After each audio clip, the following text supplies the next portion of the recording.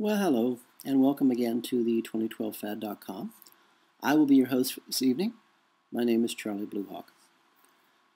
Last night we talked about cooked whale and how our masters, the Moron Masters, gave orders to attack a foreign country, Japan, because the Japanese government thought it was more important to make the world a better place to live by creating cars, for example, that would use no oil.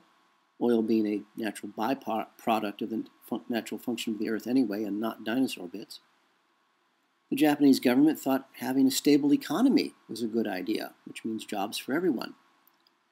And the Japanese government, decided that refusing to use Western vaccines and crippling the bodies and therefore the minds of their people was also a good idea.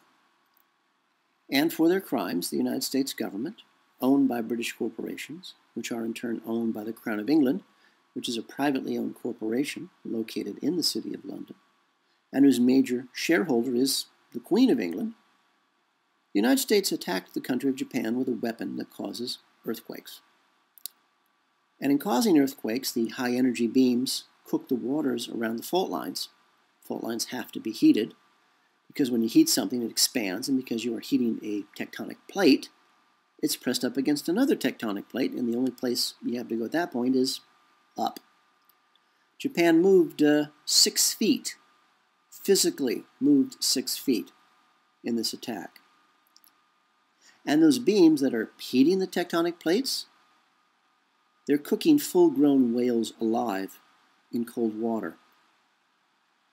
And so, as the HARP weapon powers up, adjusts frequencies for maximum effect, it's cooking full-grown whales who, in agony, beach themselves rather than to drown. Tonight, I thought we would again chat about my friend, the program. If you've listened to my rants, my ravings in the past, you know about the very gay bodybuilder that I encountered on a bus in Island Bay, which is a suburb of Wellington in New Zealand. I had just seen the movie Alice in Wonderland with Johnny Depp, and I was amazed by the depth of the film, and even today, I can tell you it was a very significant movie, but I still have no idea why. So anyway, I'm sitting in the front of the bus, heading from Island Bay to the central business district of Wellington, downtown. And this very gay bodybuilder gets onto the bus, smiles at the little old lady bus driver, flips out his wallet, complete with bus pass, and wanders to the back of the bus, sitting behind me somewhere. And how, 5 minutes later, on the exact same bus, on the exact same day, with the exact same bus driver, the exact same very gay bodybuilder gets onto the exact same bus, again, and again, smiles at the little old lady bus driver, flips out his wallet complete with bus pass, and wanders to the back of the bus. At that time, I did not want to know anything else about this world. I was tired. I was through. And so I did not turn around to see how many of him there were sitting back there. I frankly just didn't want to know. I didn't. I was through. And so now today, I am in yet another European city.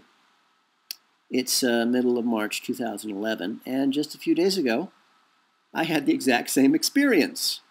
Again. Every few days, no matter what city I'm in, I leave my room. I stop working for a few hours. I'm usually working 48 to 72 hours straight, and then I just have to get outside for a while. And I go walk around whatever city I happen to be in at the time. My life, as you can tell, is very glamorous. I sit inside it for days at a time in a small room, usually without even a table, and I work. It's lots of fun.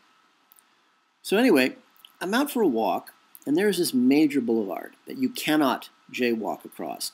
There are barriers, streetcars, traffic that's frankly scary. So if you are, intelligent or a foreigner and don't, are scared of the traffic here, you only cross this boulevard at the crosswalks, and then you just keep looking around anyway. So now, you have a general idea of the landscape we're dealing with. So I'm walking towards this major boulevard with the idea of crossing at the crosswalk, and then checking out the local street markets. I myself, I'm broke. I've spent my whole life trying to help you folks, and now I'm paying for it. So anyway, I'm broke at the moment. So I go out and I go looking. I just go look. I don't actually shop. But it gets me out of the house for a few hours.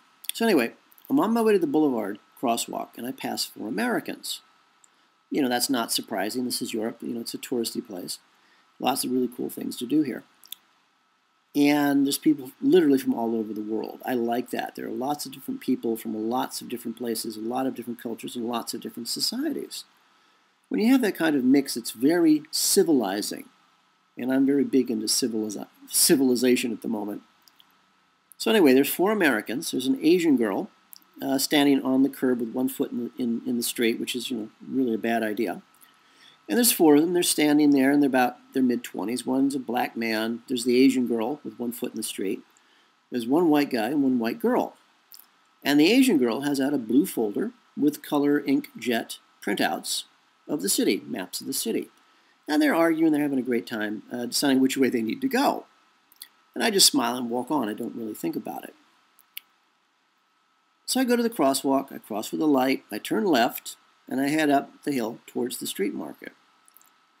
Now, the next safe place to cross this major boulevard is up ahead of me, maybe, I don't know, 8-minute walk.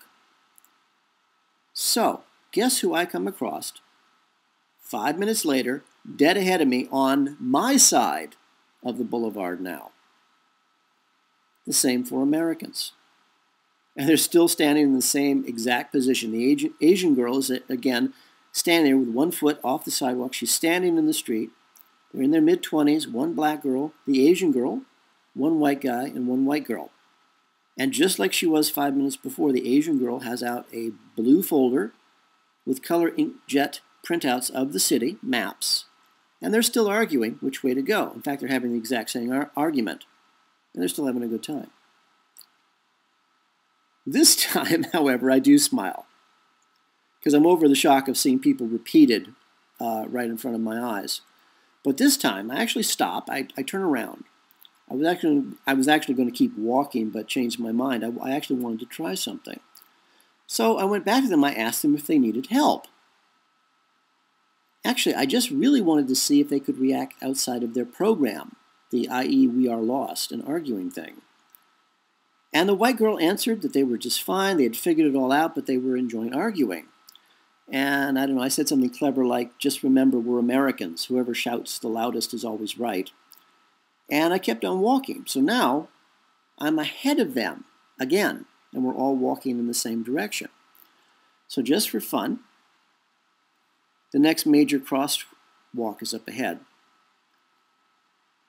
I cross back to the other side of the boulevard because I just want to be able to watch these repeats, these programs, and see what they do next. Now, where I left them at the next major crosswalk, there's a park on their side, so they're standing next to a park, next to this major boulevard. And it took me maybe 30 seconds to get to the other side.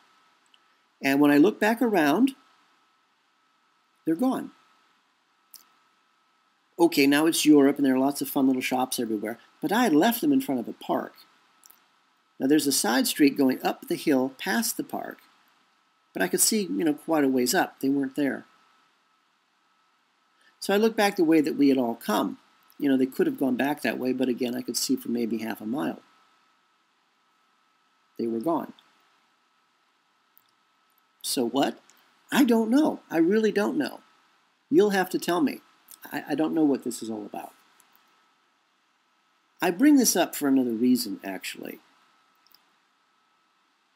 While I was in a truly terrible, truly horrible place, a country called New Zealand, I met lots of people, New Zealanders and foreigners. In fact, I was one of only 2 foreigners who had any New Zealand friends at all. New Zealanders are very suspicious, very unfriendly, and very frightened, which makes them just angry and just makes them mean. It's a brutal place. And when you brutalize people, it changes them. One German woman in particular, this comes to mind. She had taken her family, her husband, and her daughter to New Zealand for the same reasons I took me and my cat there, a better life. She told me that things were very bad in Germany. So like me, they were stuck and being destroyed in New Zealand, but for some reason, both she and her husband had jobs. Apparently the New Zealanders, I was told over and over again, would tolerate Germans, but they would never hire an American. It's a friendly place. But since I saw, or I knew this woman and her family for almost 3 years, I saw her change. Now, her husband never changed. Their daughter never changed. But this woman did. You know, at first I figured it was the brutality of the New Zealanders, that blind, raging, gibbering madness that is the calling card of New Zealand. But after I saw the very gay bodybuilder get onto the same bus twice in 5 minutes in Wellington, I really began to wonder. You see, my friend was no longer my friend. It was like she had checked out. Her body was still there, and she had all the same habits, she did the same job, but the essence of who she was gone. It was almost like, and I really have no idea how this might be done, it was like she had logged out of her own body, and someone or something had stepped in to take her place. It was like she was the character, a key character in a game, a learning program we might all be inside of. It was like she was playing the key character, or one of the key characters. Now the husband, he needed his wife, and the daughter needed her mother. But I saw that it wasn't her anymore. I mean, what are you going to do if you're a husband and your wife is suddenly no longer your wife, or you're a daughter and you no longer have a mother, but it's still her? I mean, what are you going to say? Hi, Mom, where did you go? I mean, what are you going to do in that situation? You know it's not her. Because there was something else there, something running her body for her, doing all the things that she would do, but it wasn't her. Now, I have encountered, and I'm sure you have too, the usual programs that we're used to in this life, those subroutines whose only job is to provoke us into some sort of action. But this, my friend was gone. This man's wife was gone. This girl's mother was gone. It was her body, but she wasn't there. I do not know what this means. I don't. Maybe it means that some of us are human observers. They're only to watch us, grade us, maybe even motivate us. She did things that motivated me, and her complete change in attitude towards me and her other friends. We all noticed the changes, even as we fled for our lives from New Zealand. Lots of us did that, fleeing New Zealand. We'd already been financially destroyed by going there, and we had literally nothing but a couple of bags and our souls to escape with. And I bring this up today because this exact same thing happened to me yesterday. Another good friend of mine, a man I've known for years, suddenly, he wasn't there anymore. It's his voice, it's his work, but it's not him. All of a sudden, he's a stranger I've never met.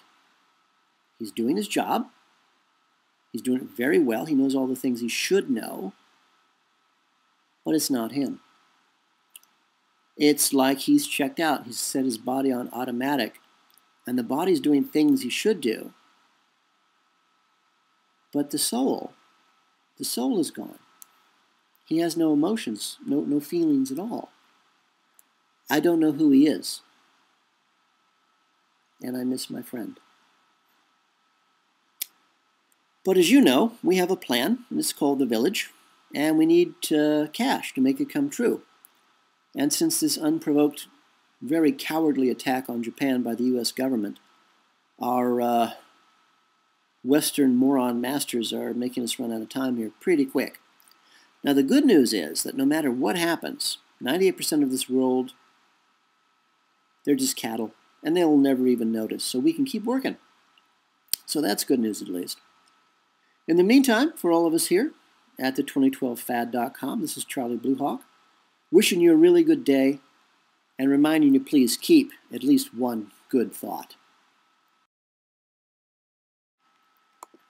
The 2012 Fad is brought to you by Coffee and Blood, Love Letters Between the Dead, a series of 5 erotica horror novels about a fallen angel fighting his way back to regain his own soul, and how the CIA war against the human race, their black magic, captures and traps him in the body of a mind-controlled slave designed to hunt down and to kill their god, their Satan.